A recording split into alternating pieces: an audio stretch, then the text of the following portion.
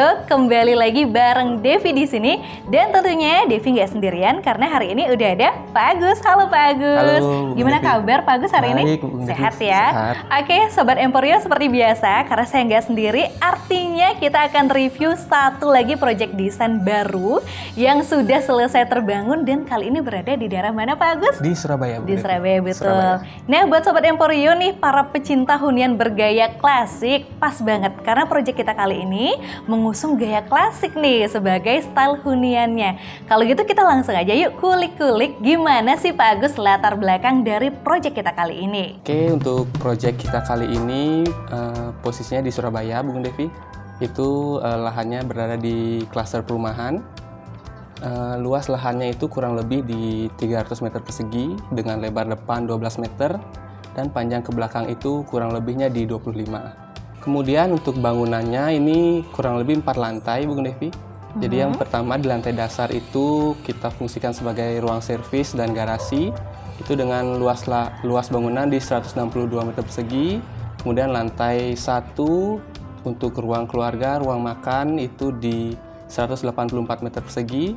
Kemudian di lantai 2 itu fungsinya sebagai kamar tidur.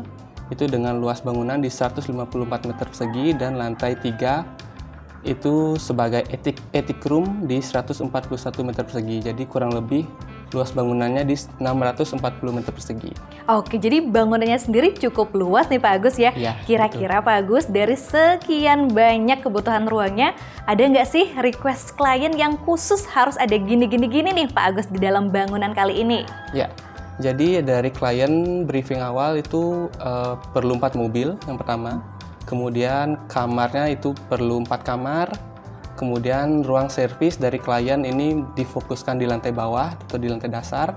Kemudian karena ini 4 lantai, jadi untuk sirkulasi vertikalnya klien perlu lift juga.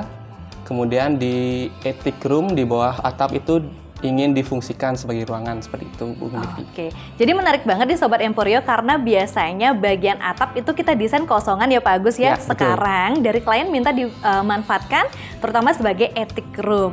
Well, oke, Sobat Emporio, kalau tadi kita udah dapat informasi umum mengenai proyek ini, sekarang selama proses desain yang cukup lama berlangsung, pasti dong ada sedikit-sedikit mungkin ada problem, masalah, atau kendala-kendala apa yang mungkin sempat terjadi yang bisa Pak Agus ceritakan dan solusinya seperti apa nih Pak Agus dari tim kita bisa berikan? Ya, kalau dari masalah atau tantangannya dari kami dengan klien komunikasinya cukup bagus ya Bung Devi. Jadi dari klien memberi data kita bisa berikan solusinya seperti itu. Nah, yang jadi tantangan atau kesulitannya lebih ke peraturan dari perumahannya Bung Devi. Jadi di situ peraturannya cukup ketat. Jadi seperti ketinggian bangunan, sepadan bangunan itu kan sudah diatur dari perumahannya. Jadi itu kita harus sesuaikan dengan desain yang kita miliki. Oke, terus solusinya gimana nih Pak Agus dengan peraturan yang ketat itu? Gimana sih kita bisa mengekspresikan desain supaya betul-betul bisa sesuai dengan keinginan klien kita? Ya, yang pastinya kita berdiskusi ada secara intens. Jadi yang pertama kita berdiskusi dengan pihak pengembangnya. Kemudian kita berdiskusi langsung juga dengan kontraktor yang dari klien. Jadi dari kontraktor ini sudah pengalaman seperti Bung Devi di proyek perumahan tersebut, dia sudah banyak ambil proyek di situ. Jadi dari kontraktor ini sudah tahu juga bagaimana mengatasi peraturan-peraturannya seperti itu. Oke, jadi tentu semuanya kita diskusikan juga dengan pihak pengembang atau developernya ya Pak Agus ya, supaya hasilnya betul-betul maksimal dan tidak menyalahi peraturan yang ada. Well, oke Sobat Emporio, kalau tadi kita udah denger sedikit masalahnya, terus solusi dari tim arsitek seperti apa. Sekarang Pak Agus, saya pengen tahu nih keunggulan dari proyek kali ini versi Pak Agus apa aja? Oke, jadi yang pertama terkait fasad Bung Devi. Jadi ini kita ambil desain yang klasik seperti itu. Dari klien pun suka dengan desain klasik.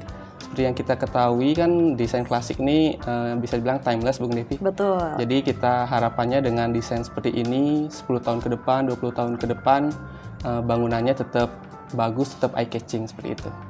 Kemudian dari penataan ruangnya pun saya juga suka pembagian vertikalnya terutama, jadi dari bawah itu ruang servis, semakin ke atas itu semakin private, seperti itu kurang lebih. Oke, jadi pembagian ruangnya tertata, bagus ya. Kemudian pemilihan stylenya pun kita pilih yang timeless, karena memang betul banget Sobat Emporio, sampai sekarang kita masih banyak sekali kebanjiran request dengan gaya klasik ini.